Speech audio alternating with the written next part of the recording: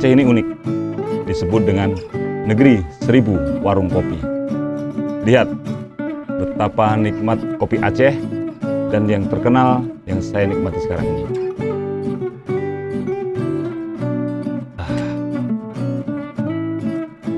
Di sini dulu juga pernah menjadi kerajaan Islam terbesar dan pertama di Indonesia. Bahkan menjadi tempat belajar agama yang terbesar di Asia Tenggara. Ribuan masjid yang ada di Aceh menunjukkan masyarakat yang agamis. Penduduk di sini sangat ramah dan menjunjung tinggi silaturahmi. Assalamualaikum Pak Wahyu. Waalaikumsalam. Iban haba Pak Wahyu Jino. Alhamdulillah, abaget bang.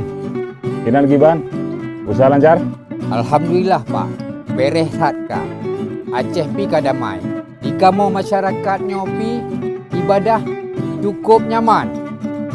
Dan mekat pi lancar. Belum masalah pesikulasinya. Sampai kabere.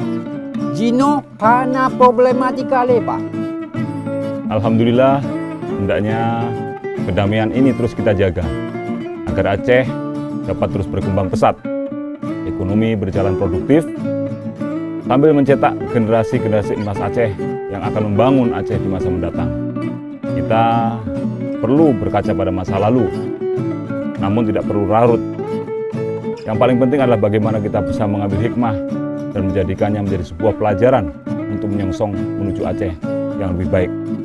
Apalagi di masa pandemi ini, kita harus tetap menjaga protokol kesehatan dengan memakai masker, menjaga jarak, dan jangan berkerumun. Mari kita senantiasa menjaga diri kita dengan mengikuti protokol kesehatan. Pak Wahyu, ini cina rasa mi Aceh buatan lun cukup mengetang.